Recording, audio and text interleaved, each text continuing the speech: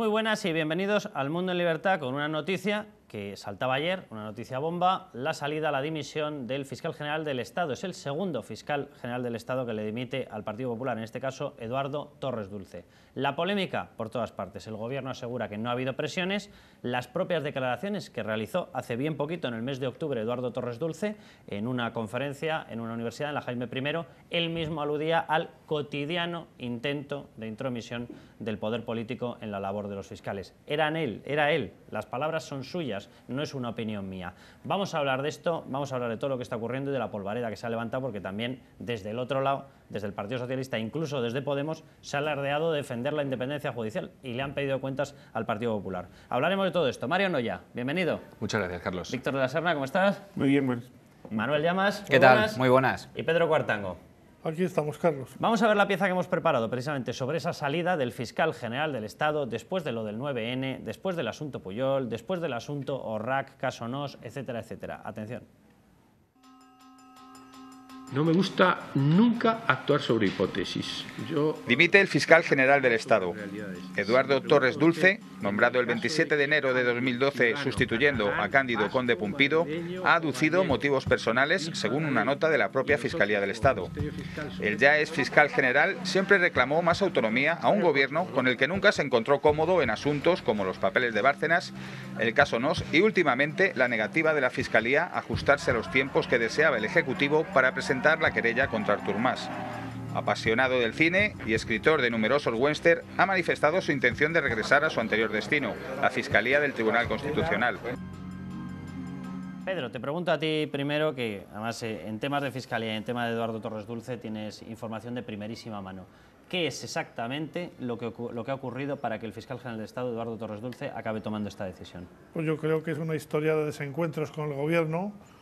En el fondo aquí lo que se plantea es el viejo antagonismo entre el intelectual y el poder. Eduardo es una persona amante de la literatura, de la historia, del cine, es una persona con una dimensión privada y con una gran estima por su independencia. Entonces él, desde que fue nombrado fiscal general del Estado, ha tenido continuos choques con el gobierno. El primer choque fue con Gallardón por la renuncia del gobierno a renunciar a reformar el Poder Judicial. Luego pues, ha habido otros muchos desencuentros.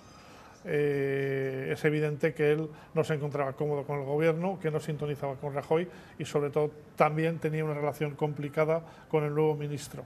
Es decir, que tú no te crees la versión que se ha dado la de que no ha habido versión presiones. es absolutamente falsa y no nos la creemos nadie y eso es evidentemente una versión pues, para consumo interno, pero que no se la cree nadie. O sea, ha habido presiones, ha habido desencuentros. Y el último de ellos fue la famosa querella contra Mas por el 9N y ahí el gobierno le presionó, le dio, digamos, instrucciones contradictorias y cambiantes y él se sintió bastante frustrado. ¿Por qué ha aguantado, Pedro, hasta este punto Eduardo Torres Dulce? Porque yo tengo la sensación de que si esto ha sido en la querella del 9N, no es la primera vez que ocurre. Es decir, yo tengo toda la sensación de que el famoso proceso ha habido más de 100 denuncias contra actos proetarras.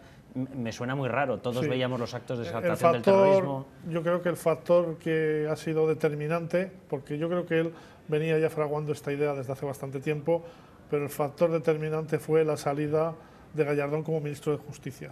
Con Gallardón tenía una relación difícil y además había chocado en temas como la reforma del procedimiento penal, pero era una relación de igual a igual. O sea, era una relación de debate, de confrontación intelectual y de respeto personal. Yo creo que al marcharse Gallardón, él se ha sentido absolutamente desprotegido en el sentido de que sabía que el gobierno no le apoyaba, que Rajoy quería que se marchara y al final él ha sido coherente con eso y ha decidido dejar la Fiscalía, puesto que, perdón, eres fiscal de sala del Tribunal Constitucional, está en la cúpula de la carrera profesional, lleva 40 años. 40 años. 40 años, él acabó la carrera a principios de los 60 y entró en la Fiscalía en el año 63 o 64, luego lleva 40 años de fiscal y por lo tanto él ya no tiene nada que ganar en esto. Yo creo que son los años 70, no los años 60. Perdón, muy bien matizado. Sí.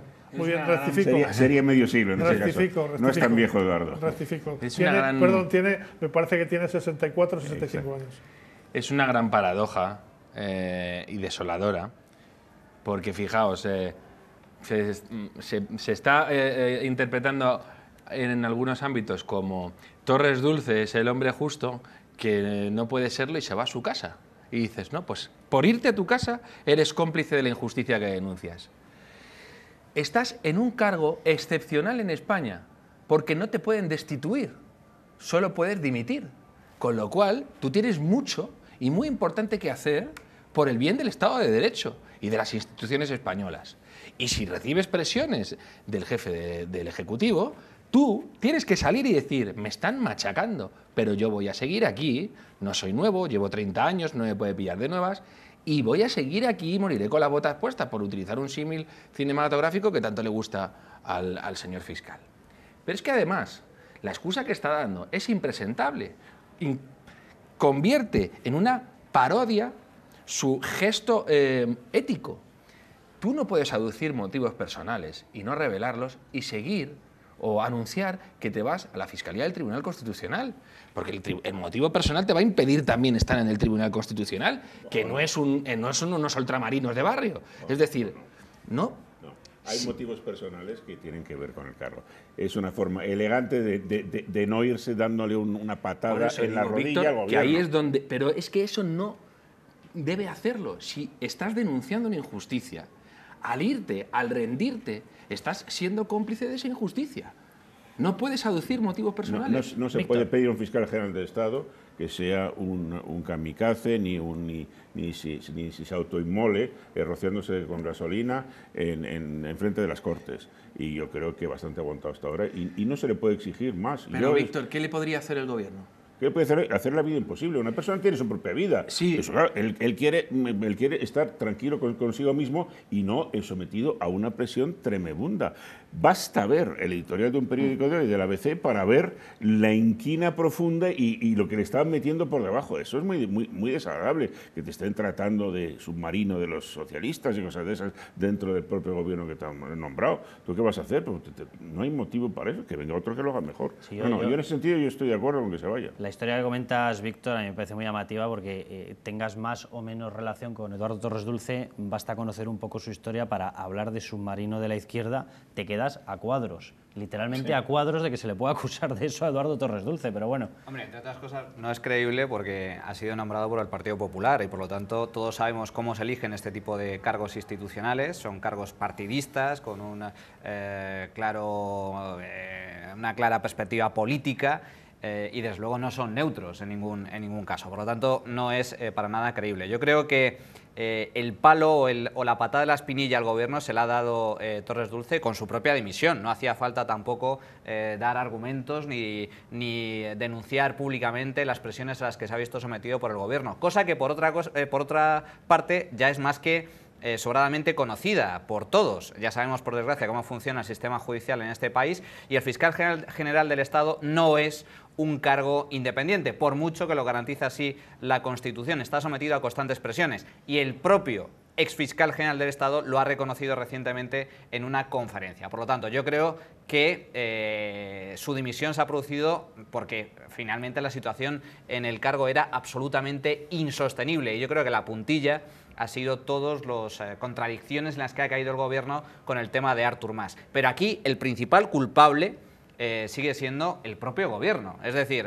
Torres Dulce yo creo que es una víctima, en última instancia, de las contradicciones internas del Ejecutivo. Quiso el gobierno que le arreglara la papeleta a la Fiscalía General del Estado y ellos poder mantenerse así con cara de mirar hacia otro lado. Bueno, fue una situación rarísima. Ahí hubo una situación que fue tremenda además, vamos, yo lo sé porque el programa en el que habla el mismo domingo de la consulta del 9N, Alicia Sánchez Camacho, fue el mío, en el que entra y anuncia ya gran parte de la querella. Claro, todo esto sin que la Fiscalía hubiese tomado la palabra, hubiese dicho nada, y de pronto aparece una persona del Partido Popular, la presidenta del Partido Popular en Cataluña, diciendo que al día siguiente, el lunes, se va a presentar o se va a plantear una querella por parte de la Fiscalía. Es decir, sonaba a una orden. Y en aquel momento, lógicamente, Eduardo Torres Dulce dice, pero ¿yo qué estoy haciendo aquí si me están haciendo quedar como que soy un títere? Lo sea o no lo sea, que yo ahora no entro en ese debate, que yo sí que creo que ha faltado autonomía por parte del Fiscal General del Estado en un montón de actuaciones. Pero ya era la fotografía de evidencia de que eso había ocurrido. Precisamente por eso, si tú tienes tu puesto blindado, tú puedes hacer frente a eso, tú tienes herramientas para hacerlo, y si te retiras y si encima das una excusa de motivos personales y demás, estás haciendo un favor a los que en teoría te están decapitando. Por cierto, queda menos de un año de legislatura. Es decir, no veo la urgencia ni veo la explicación a esta dimisión. Pero ahí, Mario, es que hay lo que dices es cierto, pero hay una contradicción muy importante entre el papel institucional, el papel constitucional del fiscal, que es teóricamente independiente, y luego el papel real que ejerce, que es una pieza del aparato judicial, de la maquinaria de la justicia.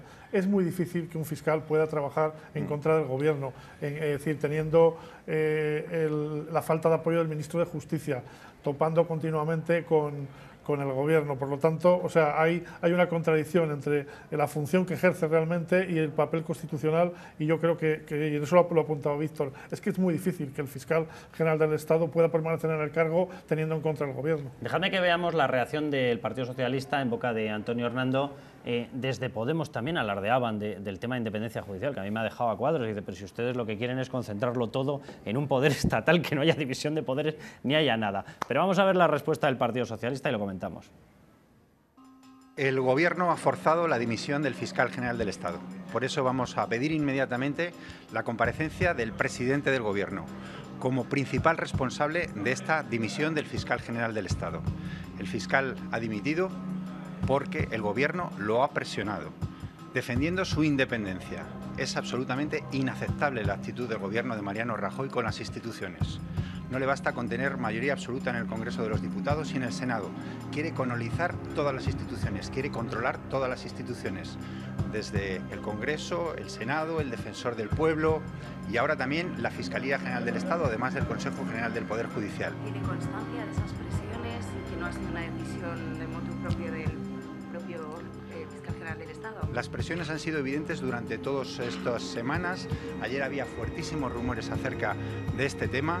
El Gobierno ha estado descalificando al fiscal en numerosas ocasiones y la situación es inaceptable desde el punto de vista democrático.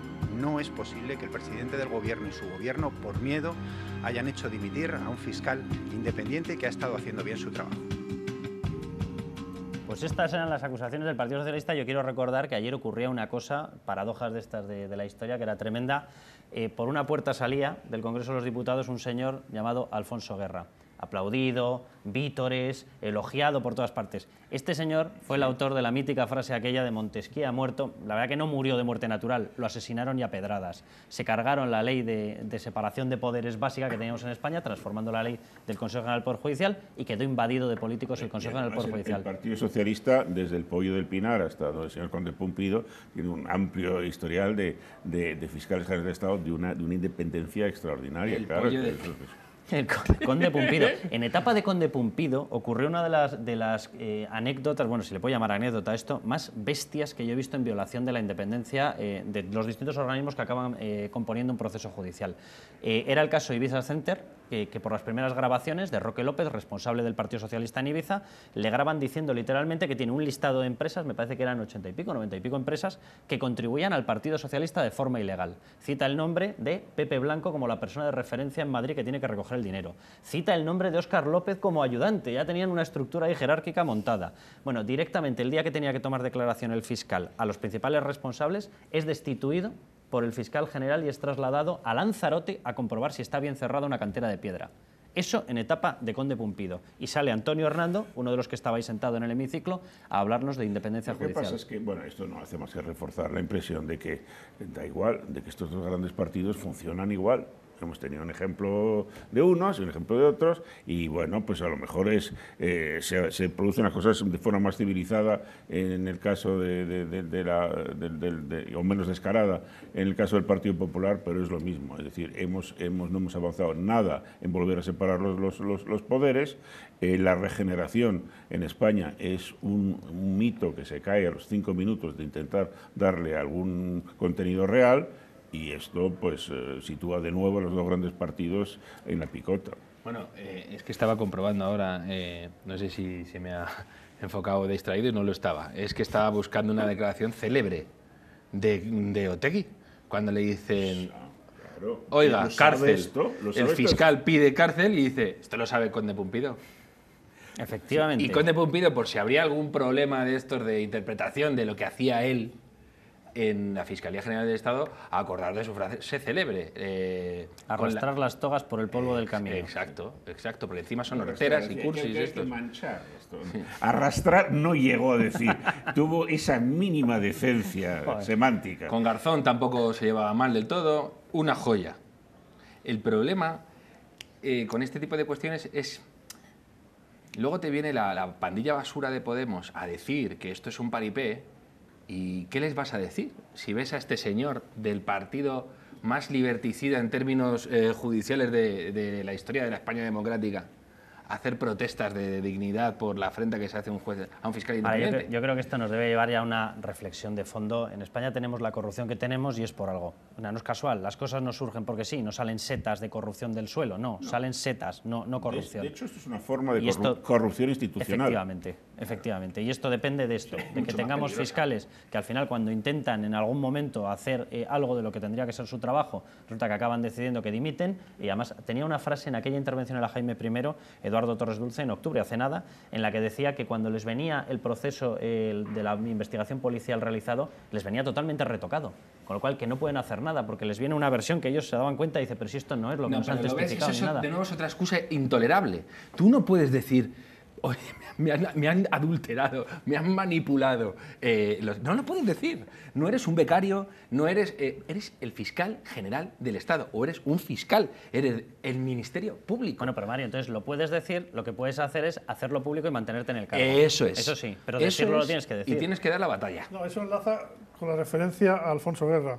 Recordar que Alfonso Guerra, en 1984, fue el impulsor de la reforma de la Ley Orgánica del Poder Judicial. Sí. ¿Para qué? Para que los jueces fueran elegidos por el poder político, por las dos cámaras y no por los propios jueces. Es decir, de ahí vienen todos los males, la politización del Poder Judicial. Y es evidente que los magistrados de las salas de los altos tribunales y la propia cúpula fiscal está muy contaminada por el poder político. Y aquí hay una contradicción que vuelvo a insistir, lo voy a reformular. O sea, no se puede pedir al fiscal general del Estado que sea independiente y que a la vez lo nombre el gobierno. Y lo que todos hemos visto es que desde el comienzo de la democracia, desde 1977, es decir, todos los gobiernos han nombrado a fiscales de su cuerda, a fiscales políticamente muy señalados y muy adictos. Por eso, luego tienes la compensación de no lo puedes destituir. En Estados Unidos, y evidentemente los sistemas no son comparables, pero en Estados Unidos el presidente nombra a los jueces de la Corte Suprema que son vitalicios. Es decir, ¿hay una tentación de politizar la Corte? Porque lo nombra un presidente. Sí, pero como resulta que ese señor se va a quedar hasta que se muera, anulas o contrapesas bastante la tentación. Tienes una Corte con demócratas y con republicanos, y según lo viejos que es cada cual o que se vaya muriendo, también, claro, pues tienes mayoría de unos o de otros, aunque pero es más difícil. Y si no coincide con el presidente, entonces cuando se pone interesante la cosa. Sí, pero es a largo plazo, son cargos vitalicios, es muy a largo plazo, por lo tanto, digamos que entran en juego otra serie de incentivos, como la independencia o la valía de esos jueces. Además, hay que recordar que en el caso de Estados Unidos, los fiscales que actúan en cada distrito son elegidos por votación. Sí. Es decir, son los ciudadanos los que votan a los fiscales. Entonces, la campaña la hacen diciendo, yo he metido en prisión a tantos políticos, a tantos violadores, a tantos asesinos. Maricomplejines. Y como no rebases determinado nivel de detenciones, no tienes nada que hacer. Ahí existe auténtica, o al menos, desde luego... Es una palanca para una carrera política en Estados Unidos. Rudy Giuliani ha sido exitoso alcalde de Nueva York porque había hecho una carrera como fiscal que había zurrado a la Cosa Nostra de una manera tremenda. Claro. Ojo, pero también hay una cuestión en cuanto a los jueces del Supremo.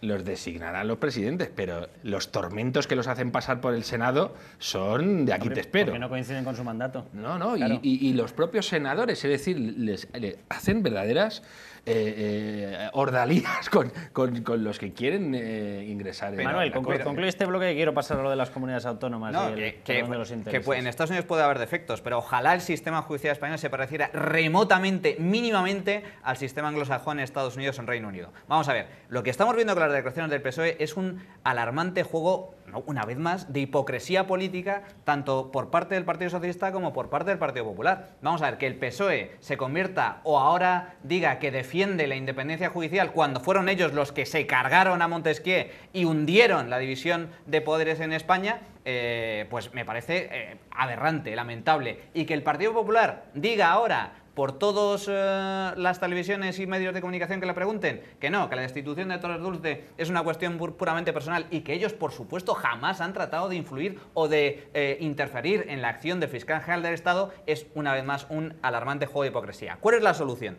Aquí yo es que todavía no lo he escuchado. Todo el mundo dice, no hay independencia judicial. Pues claro, evidentemente. No, la culpa es del PSOE, el PP. No, es que Torres Dulce es del Partido Socialista. Vamos a ver. Nadie ha dado una solución mínimamente lógica a este problema, y es volver a que exista una división de poderes efectiva en España. Dejadme que vayamos al tema de las comunidades autónomas, que también saltaba esta semana.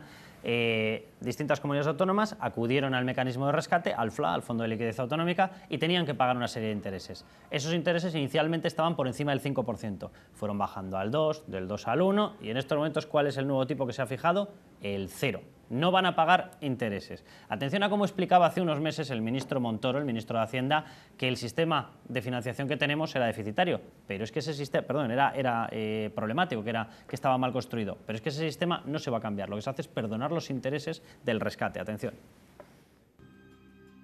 El Consejo de Política Fiscal y Financiera para la semana que viene, no vamos a plantear reducciones generales de gasto público para nada ni para nadie.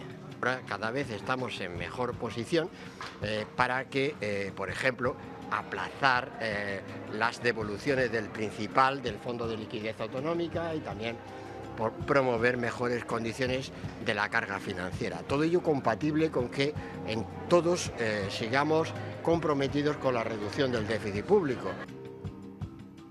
Pues todos sigamos comprometidos con la reducción del déficit, pero unos van a estar más comprometidos que otros, porque a los que más gastaron se les han perdonado los intereses, Manuel. ¿Pero qué comprometidos? Si precisamente les perdonan los intereses, que no deja de ser una quita sobre la deuda, le perdonan los intereses a los más irresponsables. Si es que a pesar de que se han aplicado los mecanismos de rescate y se les ha exigido sobre el papel, teóricamente, planes de reducción del déficit, se lo han pasado, por el forro directamente, no han hecho absolutamente nada. Cataluña ha incumplido año tras año los objetivos de déficit público y ahora, ¿cómo se les premia? Pues perdonándoles la deuda. Esto es como si estuviéramos en una comunidad de vecinos y resulta que los de la primera, la segunda y la tercera planta pagan religiosamente los pagos de las facturas de la comunidad. Y la luz de las escaleras, y la limpieza del edificio, etc. Y resulta que del cuarto, quinto, sexto y séptima planta, resulta que se dedican a organizar fiestas, a no pagar los recibos, a dejar todo hecho una cochambre. ¿Y quién carga con las deudas? Los de abajo. Y les pasa las facturas a los vecinos de abajo. Es lamentable, es irresponsable, profundamente irresponsable, y además es tremendamente peligroso, porque lo que está lanzando con este tipo de actuaciones el ministro de Hacienda, el mensaje que lanza es evidente, y es: a Cataluña y el resto de comunidades autónomas que incumplen sus objetivos de déficit, ustedes sigan gastando, no se preocupen, que la factura ya se lo pasamos a los madrileños, a los baleares, a la gente que realmente cumple. Pedro. Estoy de acuerdo. El mensaje que lanza Montoro es contradictorio.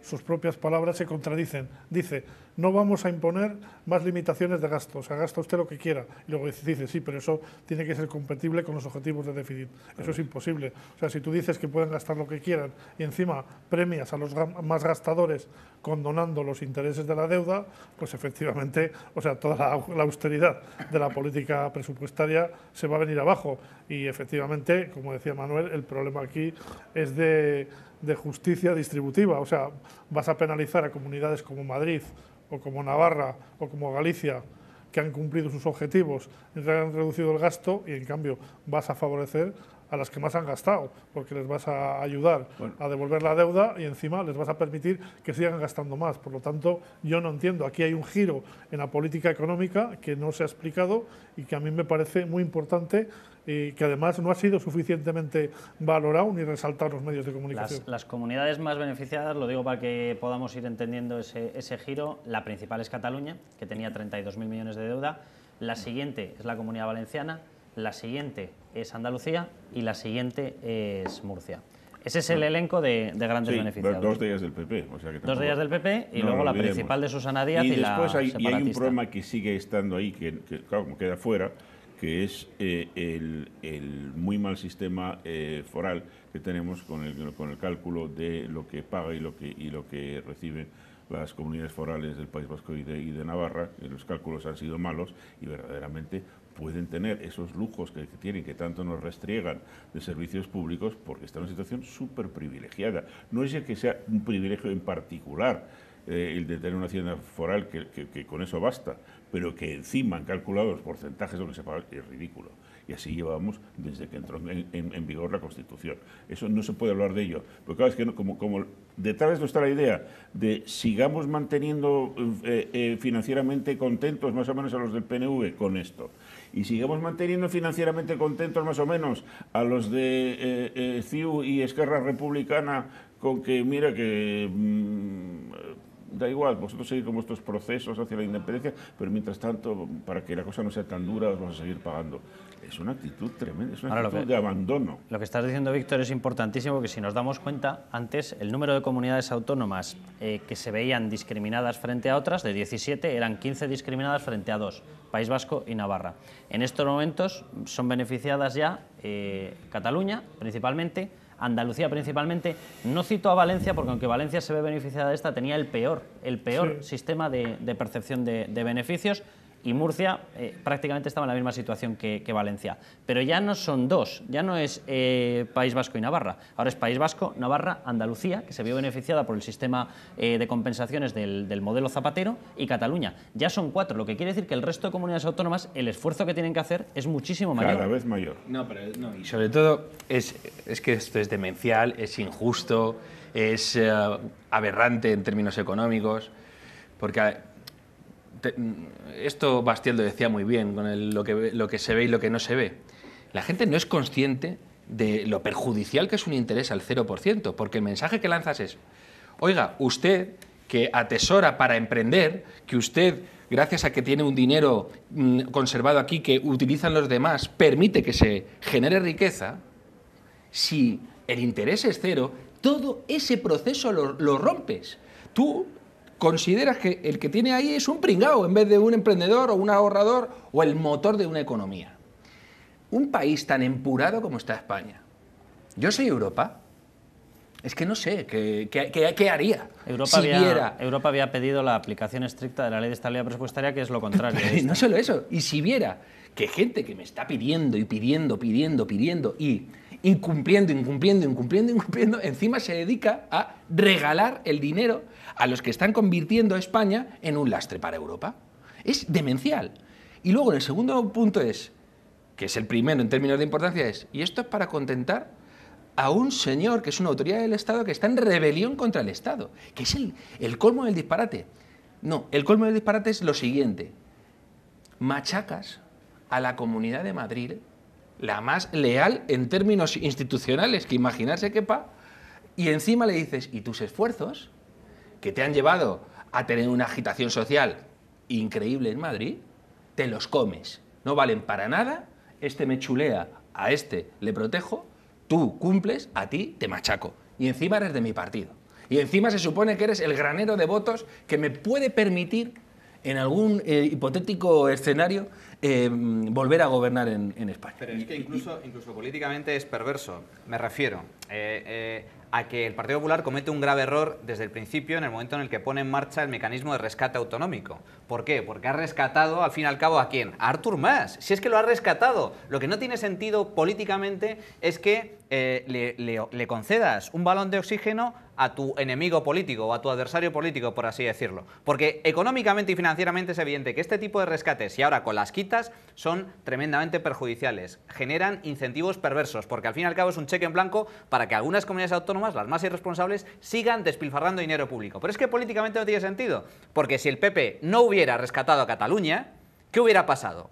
Pues que todos los catalanes que compraron bonos patrióticos con el gobierno de Artur Mas y con el gobierno anterior de Montilla hubieran perdido sus ahorros. ¿Y a quién habrían culpado? ¿Habrían culpado a Mariano Rajoy? No, habrían culpado a CiU y al Partido Socialista de Cataluña. Por lo tanto, hubieran identificado claramente cuál es el enemigo y cuáles son los responsables. Y lo que ha hecho Rajoy es tapar toda esa responsabilidad. Con lo cual, la mitad de la población de Cataluña sigue pensando que España es roba. Exacto. Pedro, último comentario y ya por cerramos. buscar una síntesis de todo, es que el sistema de financiación es malo. Es malo porque hay privilegios. El País Vasco y Navarra tienen una financiación media por habitante superior al resto, en torno al 20 o el 30%. Es malo porque hay comunidades que tienen una insuficiencia de ingresos del Estado, como Valencia. Y es malo porque hay comunidades como Cataluña, como bien habéis dicho, que está recibiendo un trato de favor del Estado a través del FLA. Por lo tanto, yo creo que habría que ir a redefinir el sistema de financiación y a buscar un sistema equitativo, con una serie de compromisos de gasto y de ingresos, y intentar que fuera un poco basado el sistema en un principio de igualdad, aunque es evidente que siempre las comunidades con menos renta tendrán que recibir la solidaridad de las comunidades más ricas. Pues nada, vamos a pedírselo a los Reyes, ya que nos vamos de Navidad. Sí, porque a Montoro no se lo podemos A pedir. Montoro va a estar complicado que le pidamos esto porque ya ha dejado claro por dónde van los tiros. Nosotros nos marchamos ya, bueno, ya saben, el viernes siguiente a Reyes, es decir, el día 9, volveremos, estaremos con todos ustedes a partir de las 7:30 en las dos páginas web, Libertad Digitales Radio y elmundo.es. Hasta entonces, ya saben, a levantar España.